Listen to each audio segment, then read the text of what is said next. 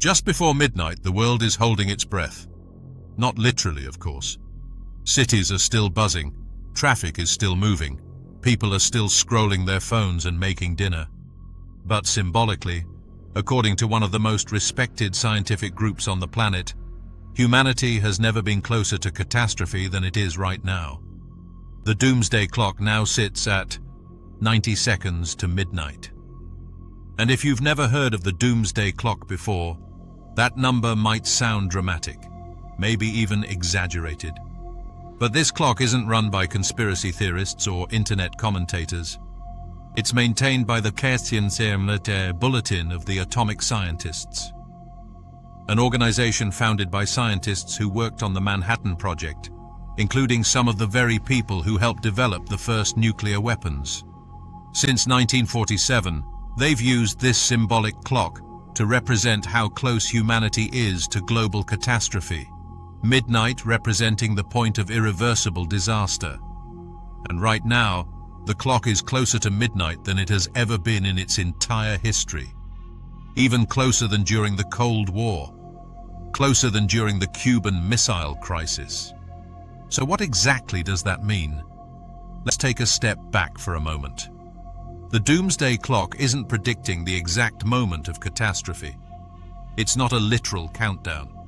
Instead, it's a warning system, a way for scientists to communicate how dangerous the current global situation has become. Every year, a panel of experts reviews major global threats. They look at things like nuclear weapons, climate change, geopolitical tensions, emerging technologies, and biological risks. After reviewing the evidence, they adjust the clock either closer to midnight or further away. Some years the world becomes safer. Other years it becomes more dangerous. And in recent years, the scientists behind the clock say the risks have been stacking up. One of the biggest factors is nuclear weapons. Today, there are still roughly 12,000 nuclear warheads in existence worldwide.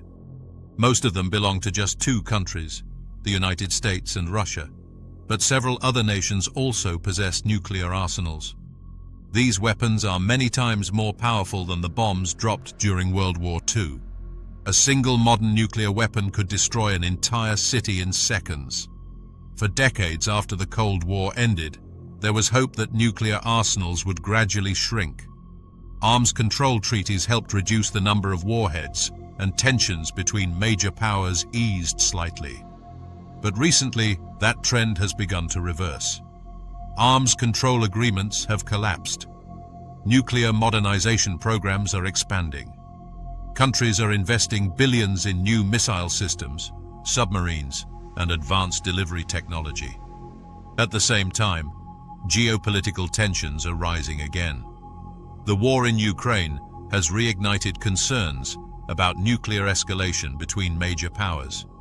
Conflicts in the Middle East continue to create instability, and tensions between the United States and China over Taiwan remain one of the most dangerous flashpoints in global politics. None of this means nuclear war is inevitable, but it does mean the guardrails that once helped reduce risk are under strain. And nuclear risk is only one part of the equation. Climate change is another major factor pushing the clock closer to midnight. Scientists have warned for years that rising global temperatures are increasing the frequency of extreme weather events, heat waves, floods, droughts, and storms that can destabilize societies and strain resources. Climate stress can also amplify political tensions. When crops fail, when water becomes scarce, when millions of people are forced to migrate because their homes become unlivable, those pressures ripple through global systems.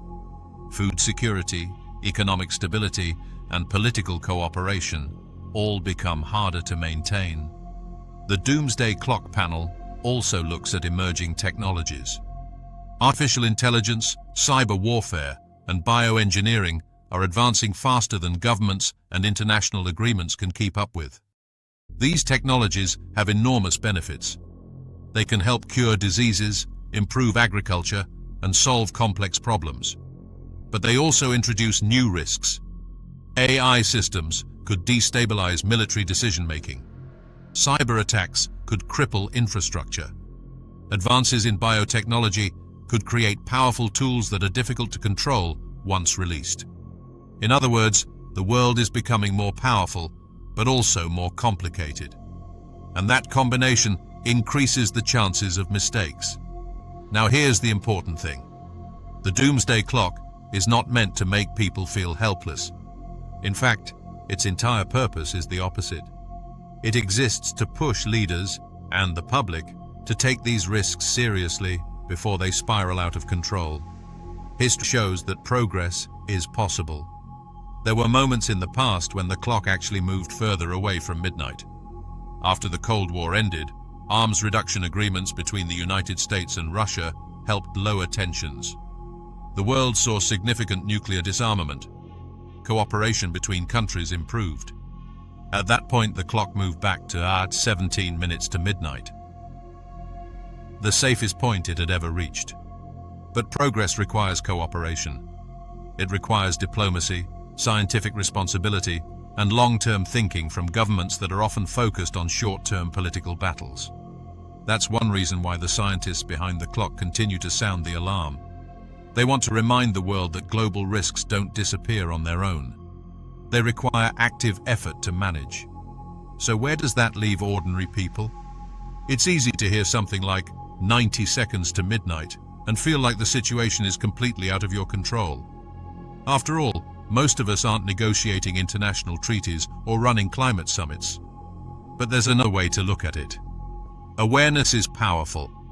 Understanding the risks facing the world helps people make better decisions, as voters, as citizens, and as members of communities. It also helps people think more carefully about resilience. Resilience doesn't mean expecting catastrophe.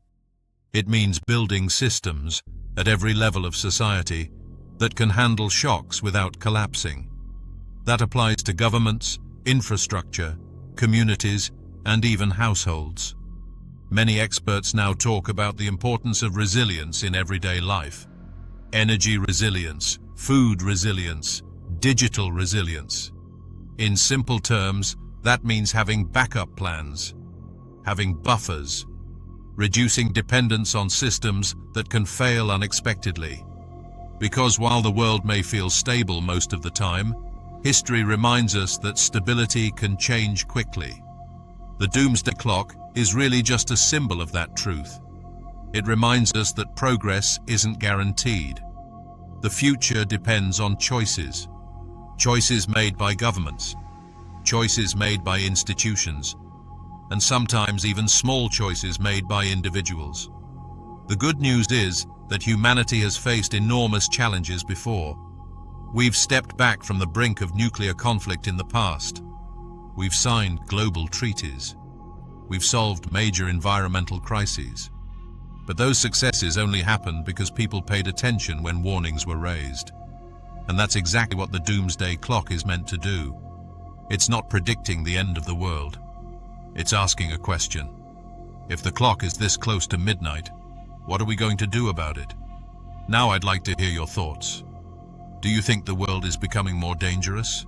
Or do you think these warnings are exaggerated? And if you had the power to move the Doomsday Clock back even 1 minute, what change would you make first? Let me know in the comments, because in the next video we're going to look at another major global risk that many experts say people are still underestimating.